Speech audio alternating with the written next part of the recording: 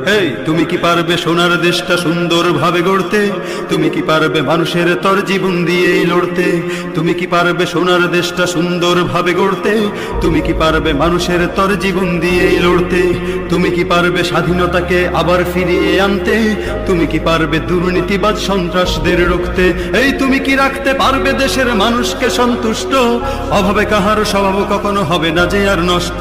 তুমি কি পারবে ফিরিয়ে দিতে বঞ্চিতদের অধিকার? তুমি কি পারবে হতে জনতার জনপ্রিয় সেই সরকার?